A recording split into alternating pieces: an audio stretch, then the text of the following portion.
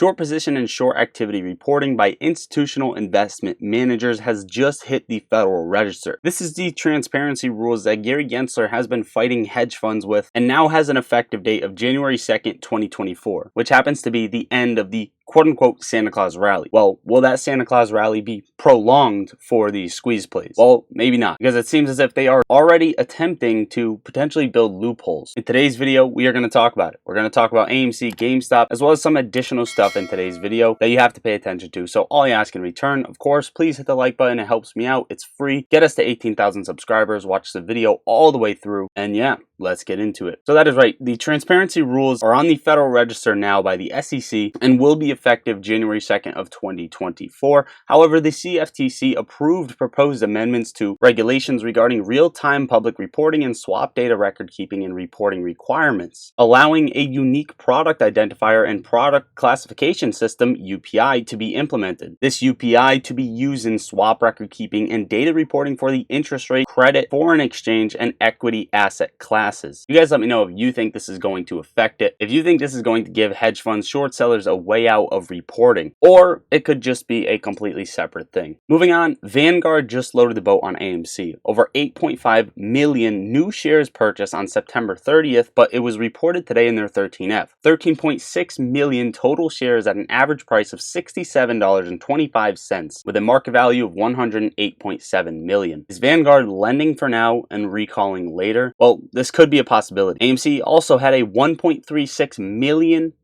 buy order by a whale last night, yet it didn't affect the price action. Trading at $6.67, down 1.04% on the day. AMC has been chop trading sideways, and until volume picks up, until we pick a trend, there's not much to talk about here. If AMC breaks below 660 and has a clean break, full day close under it, then you can expect it to make a new low. And if it breaks 710 and has a full day close over it, then you could expect something much more bullish for AMC. Now, the way XRP, Ethereum Classic, as well as cryptocurrency and the SPY as a whole is doing and is going to do, I assume AMC is going to be the more bullish case scenario, but there are a ton of factors like how hard they are gripping this thing, how hard they are holding it down and locking it down like Mullen. Now, maybe it didn't affect the price because everything is routed to dark pools by Citadel, Virtu, and other large market makers. See, this buy order last night for 1.36 million was routed to the dark pool, as you can see right here. Finally, quick touch on the Ortex numbers, 8.59% short interest on AMC, so this is a drop from 10%, and it has been kind of stagnating between 10 and 8% over the past couple of weeks. According to Stock Tracker, 2.2 million shares available to borrow on AMC. Calls expiring in the money, 11,000 for the week compared to 16,000 puts expiring in the money. So we are losing on the options chain. 83,000 calls expiring out of the money, getting handed over to market makers, and that may become more if AMC sells off throughout the week. Options chain isn't really packed for AMC until we get to expiration January 19th, which I believe were the yearlies. So until then, we may not see a lot of volatility in the options chain. Short exempt volume got high yesterday as well, 287,000. Now this is up from 111,000, but that 111 is down from 409. So they are just matching whatever the algorithm wants to do with as many sell orders as possible. Now, GameStop, FTDs. We never really look at this, but on November 30th, we saw an FTD change of 260,000. What happened on this day? You can see GameStop was in this supply zone the day prior, right? It broke all the way up here to $17.67, getting close to the macro trend line. Tested this supply zone on open and absolutely got slaughtered. Hammered right down onto this wedge, which was the perfect move for them to make. So they swamped GameStop as much as possible to get this thing down from this supply zone. It retested it, and they probably did the same thing several times. GameStop is showing a lot of strength, even still, breaking out of the first macro trend line, testing resistance on the second one, and hopefully we are going to close above $17.50, which would be extremely bullish, right? Creating a full candle close above the first macro trend line, and then we need to break and close above this one, hopefully dipping our toes in that $18.60 range a couple times. GameStop, 250,000 shares available to borrow. Calls 15,000 compared to basically no puts expiring in the money, as well as 70,000 calls compared to 16,000 puts expiring out of the money. So GameStop is extremely bullish on the chart as well as the options chain, but the short exempts, 66,000 yesterday, almost 67, which is extremely high for GameStop. When they're matching the volume like this,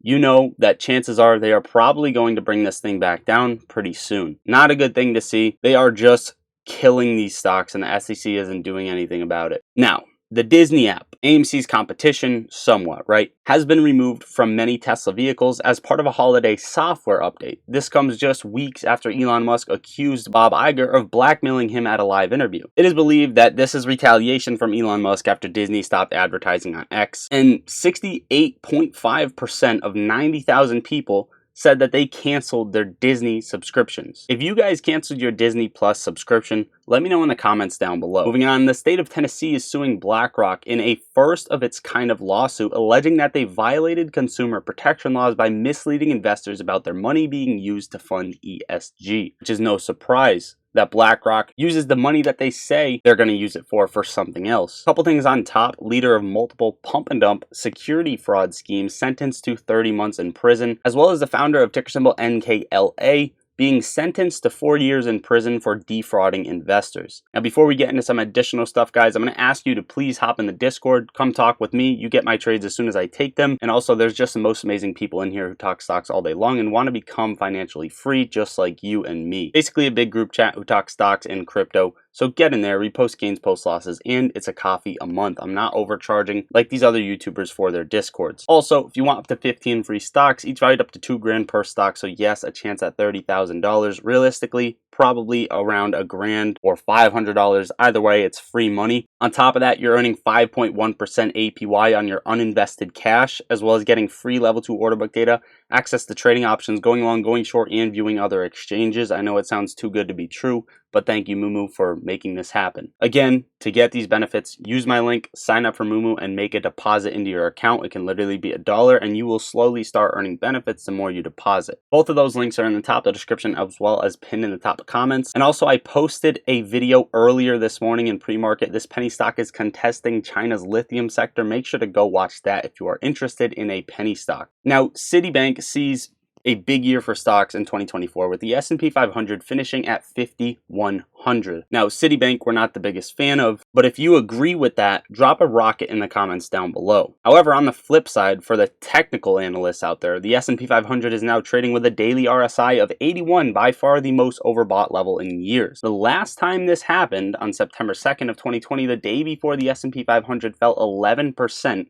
in 3 weeks. Is that something that is going to happen with the SPY? Since the October 27th low, the S&P 500 is already up 16% in 36 trading days. There has not been a single pullback yet. And on top of that, the Fear and Greed Index is showing extreme greed in the overall market. There are plenty of scary indicators for the S&P 500, yet it continues to rip. Trading at 474.16, up 0.46% on the day. Broke this level at 472.60. We want to see more volume pick up on this move higher, but since we broke above, I'm watching 477.50 and then 480, which is the top on the SPY. I also entered calls. Again, if you want to know them as soon as I take them, join the Discord. Tesla, 257.30, up 2% on the day. It is overbought on the RSI. It is trading above the Bollinger Bands. Don't be worried if we get a pullback on Tesla. It would be natural and potentially could be needed. Now, most people would say to take some profits, but I am in this for the long term. I see Tesla hitting an all-time high or a relative high in March of 2024 or by that time frame. It could happen sooner. So I am holding my calls still on Tesla. Looking beautiful. Crypto doing solid. Bitcoin consolidated down here. Built a little bit of a flag and is trying to break out of that flag above 42.5. It is really trying hard to hold this level. Now that resistance wall at 44 is going to be the spot to watch. And then the next fib level, which is right around 46. Mara, what did we say, guys? We said if this broke $19,